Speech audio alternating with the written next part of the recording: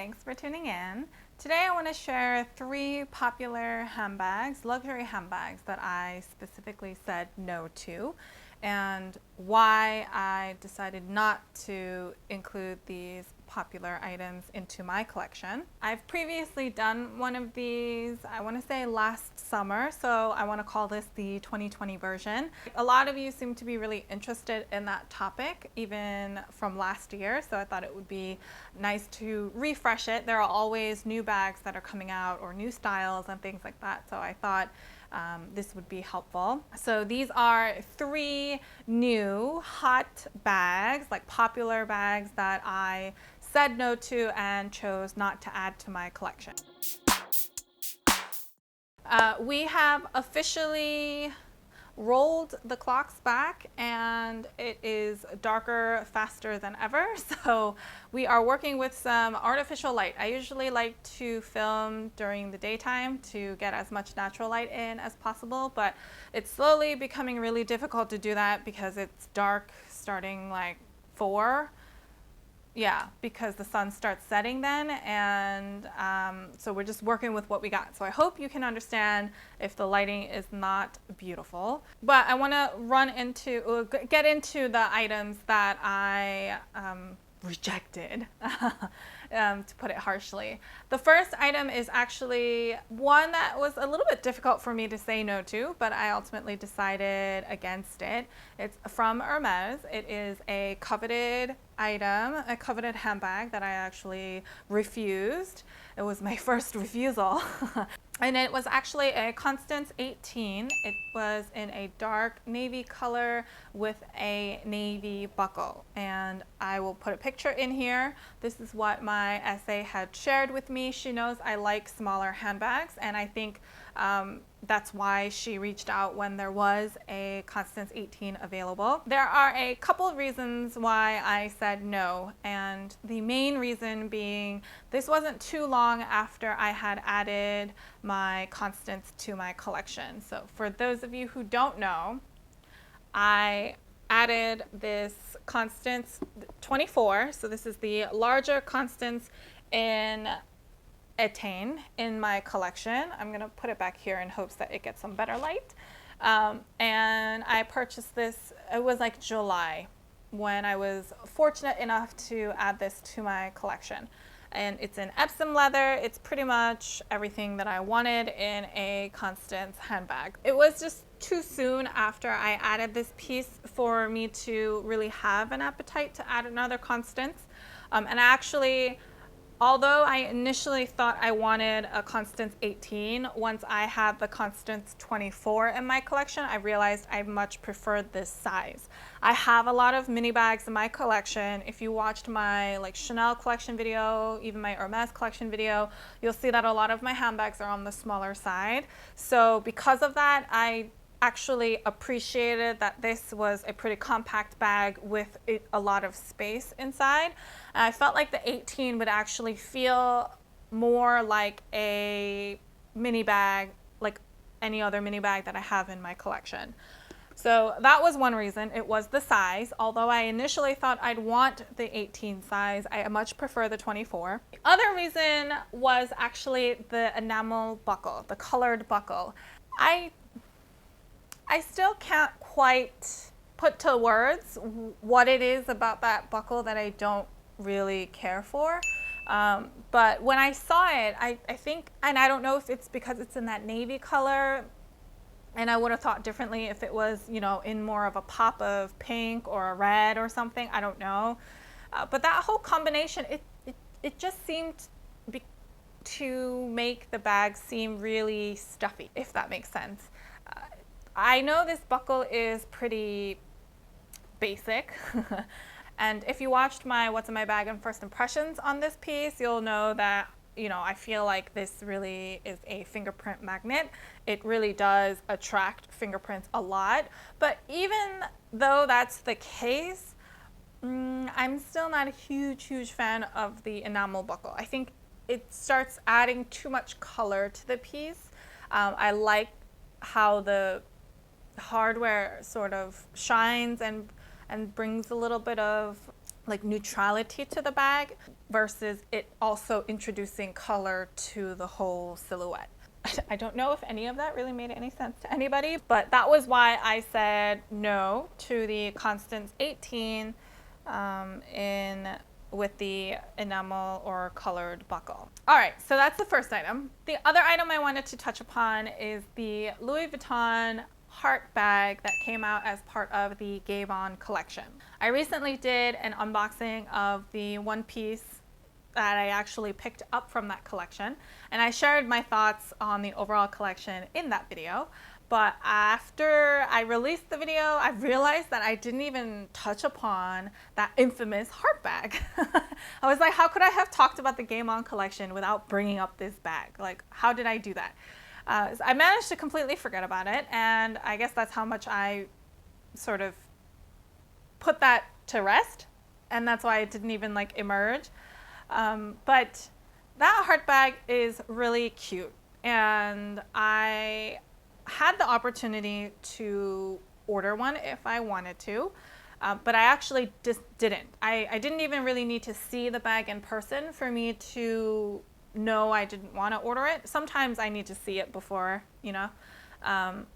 But this one was one of those where I looked at it, I know it's really cute, I thought about it for a hot minute, but I knew it wasn't the right bag for me. And it's mostly because of the shape. The shape is not particularly user-friendly. It's not a common shape. I also don't really like handbags that are really dome-shaped like that. So there are lots of bags now that come out. You know, LV has those styles that came off of the hat boxes. You know, they're more round. And then Chanel has those like O-coin purse thingies that also are kind of like little handbags. Vanity cases are kind of like that, where the zipper runs on the outside like that. Those are all, that's like a style and a zipper feature that I'm not super loving in general. I don't like what it feels like to have to like rip it open and things like that. So because of that, I knew with the heart shape and the opening being at the top, that would be something that probably bothers me. I think it's a really cute piece. I think it's a very, very iconic piece. I think it's great for some collectors, especially folks that really love Louis Vuitton collections and really collect pieces across all of the different collections. So I think it's a really iconic piece from that regard, and I think it's a great piece to add to a collector's collection for sure. But for it to be like a really usable handbag, I don't really feel like it fell into that category for me. And it was a little too, how do I say? The word I was looking for is that it's a real novelty piece. There we go. So it's a real novelty piece. That's why it stands out. That's why I feel like it's great for a collector's collection. And given where I'm at with my handbag collection, I love every single piece that I have. I'm finding some of my older pieces are getting more use this year than they used to and things like that. So I'm really, because I'm really happy with where my handbag collection is, I just didn't feel like it was necessary to add a more novelty piece if it was really only going to sit there and look pretty. The last handbag I want to talk about is from Chanel. Some may argue that this isn't really a handbag and that it's more an SLG, and I would agree, but we are still living the world of mini handbags, and Chanel is really pumping out a lot of different wallet-on chains or wallet-on-chain styles. So I'm still going to include this sort of as a handbag, but we know it's really an SLG. The piece that I'm talking about is this actual runway piece from the fall-winter collection. I think it's like the pearl mini bag. Was on the runway, and I definitely noticed it when it was on the runway as a piece that I wanted to keep my eye out for in case I wanted to add it to my collection. And I actually was able to see it the last time I went to my Chanel boutique before it closed down. So you might have seen a glimpse of it in my vlog. I didn't get a chance to really take a picture or anything while I had it on because I was really in the midst of checking out a lot of things. But I did try it on. It came out in a black and a white colorway. The first thing I noticed were the pearls are really large. And I know, like, that's sort of an obvious thing when you see pictures of this piece. You know, it's not like you see dainty pearls and then when you go in person, they're larger than you thought. They are pretty large, chunky faux pearls, right? But I felt like they were a bit too large for the handbag, or for the size of the little kind of wallet pouch part. And that made it seem a bit like a toy more than it felt like a luxury handbag piece or a luxury SLG. It really made it feel like a toy. It was kind of like plasticky, and just a little too much.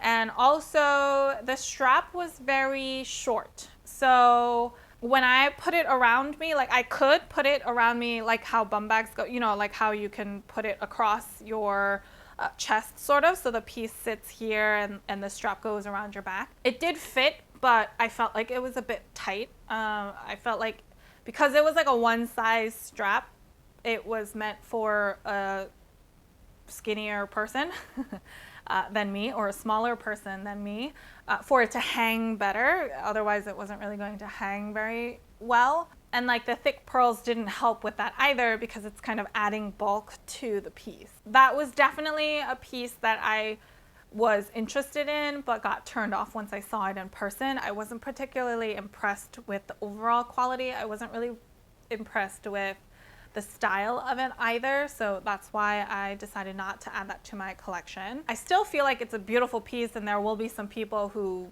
style it beautifully, but I don't really think I think that was made to catch some hype, but I don't think it was really made with a lot of thought put into it. Not to offend anybody who was part of the design process, because I'm sure they still thought through it. But I hope you get what I mean. Like it was meant to be more of like a showpiece or a conversation starter, but you know, not quite a piece that, you know, they'd bring out every year or start thinking about it being a classic or anything like that. So because it was so seasonal, I feel like some of the details were lacking in it. That's how I feel about a lot of the pearl embellished handbags that are coming out from Chanel, or even pearl embellished SLGs. You know, the combination of pearls with Chanel is pretty iconic. It's happened a lot over time, but I do feel like sometimes it's gotten a lot tackier, in my opinion.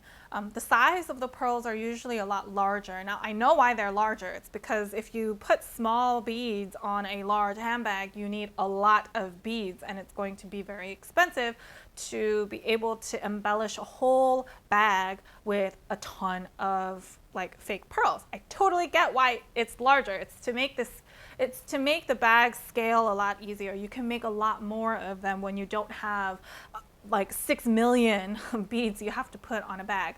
I know why they do it, but like I feel like sometimes the end product ends up a little more tacky because the beads are a lot larger, you know. They're faux pearls to begin with, so we all know they're glass, and they're glass pearls or plastic pearls. I think they're glass pearls. And it's just, you know, it starts to look like a toy when it gets really large. So that's why I'm having a hard time adding something that has those kinds of pearl embellishments on it. I feel like I'd rather look at more vintage pieces if I really wanted to add something that had that pearl accent. Anyway, those are the 3 popular handbags that I said no to, and I explicitly chose not to add to my collection. This is the 2020 version. Let me know if there were any other pieces that you feel like were really popular that you saw you decided not to add to your collection. I'm sure there are more that I have said no to as well, but these were the 3 main ones that came top of mind, and were also in the latter half of the year versus like earlier this year. If you have any questions, feel free to leave those down below or head on over to Instagram, and I'd be happy to help however I can. If you like this video, please give me a thumbs up. I really appreciate all of your feedback and support. If you like this kind of content and you haven't already, please subscribe to my channel. I post new fashion related videos every Sunday and Wednesday. So until next time,